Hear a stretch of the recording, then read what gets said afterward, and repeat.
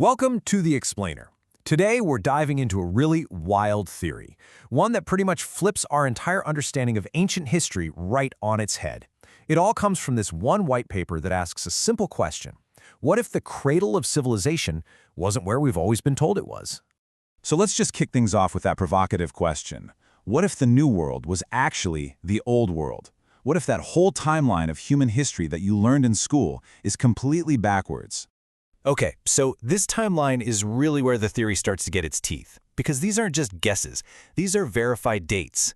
You've got complex tool-making in Oregon more than 18,000 years ago.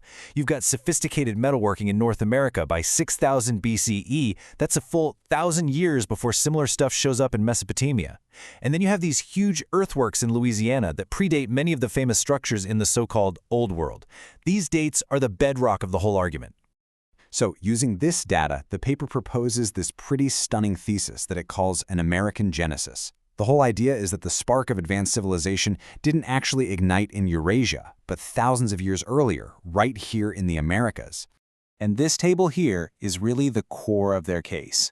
They use it to argue for something they call a Eurasian cognitive lag. I mean, just look at the dates. They're pointing out that North American cultures were hitting these huge technological milestones first, and that directly messes with the traditional Old World first story we all know. But here's the thing. The paper doesn't just stop there. Oh no, it goes much, much further. It argues that this advanced American culture didn't just stay put. It actually crossed the ocean and left behind a sign, like an echo, that was preserved for thousands of years in a place you would never, ever expect. And here we get to the paper's most explosive claim.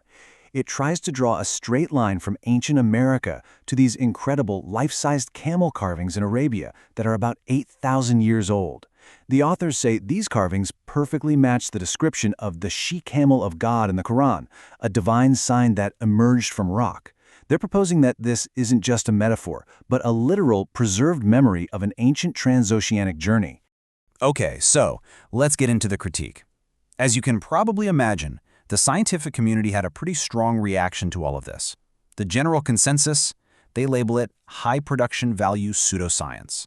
And what that means is, yeah, it uses some real data, but then it makes these spectacular leaps of logic that just don't hold up when you really look at them.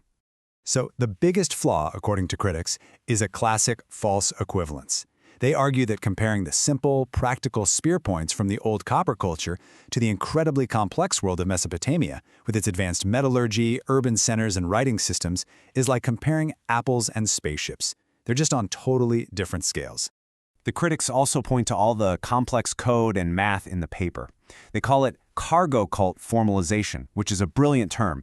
It's the idea of dressing up an argument in the language of science to make it look super rigorous when the actual substance, the real proof, just isn't there. It looks impressive, but it doesn't actually prove the connection. So yeah, the scientific takedown is pretty direct. There's a massive 10,000-year gap with no boats, no tools, no genetic evidence, nothing. The paper also uses scripture as if it's archaeological proof, which is completely backwards from how science works. In the end, it's just forcing a connection where there's no physical trail to follow. But just when you think, okay, case closed, the critique pivots and does something really fascinating. It actually admits that mainstream science has some major blind spots of its own when it comes to looking into the deep past. And here it is. The critic brings up a huge problem for all archaeology. Since the end of the last ice age, sea levels have risen a staggering 120 meters. That's almost 400 feet. This means that most ancient coastlines, the exact places where advanced seafaring cultures would have lived, are now deep underwater. Their secrets are probably lost to us forever. And then comes the biggest twist of all. The critic points out this one biological fact that just flips your entire perspective. We all think of camels as being from Arabia, right? But that's just where they managed to survive. They actually evolved and lived for millions of years in North America.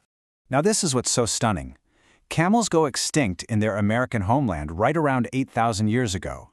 And at that exact moment in geological time, on the other side of the world, these monumental, incredibly detailed carvings of them appear on cliffs in Arabia. I mean, is that just a wild coincidence? Or could these carvings be a kind of memorial? A memory of an American origin, carved by people who just made that journey? This one incredible coincidence just reframes the whole debate. All of a sudden, we're not just looking for the physical wreckage of some 10,000-year-old boat. The question becomes something much, much deeper. I mean, seriously, what counts as proof when the most likely places to find that proof are completely inaccessible? It forces you to ask a really fundamental question about the limits of science and how we can know anything for sure about our deep, deep past. So, does the only valid proof have to be a physical object that you can hold and carbon date? Or is it possible that a story, a scripture, or a monumental carving could act as a form of witness, a kind of testimony to an event, even if the direct physical evidence is long gone? And when you look at it from that angle, the white paper starts to look like something else entirely. The critique calls it a tasbih in academic drag. Now, a tasbih is a string of prayer beads, an act of remembrance.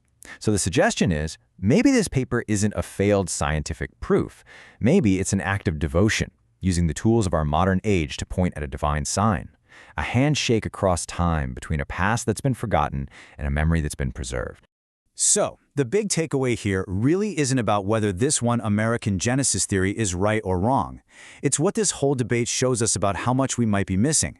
If a pattern this profound, connecting camel extinction on one continent to camel art on another, could be hiding in plain sight, it just makes you wonder, doesn't it? What other monumental stories are out there, just waiting for us to see the connections?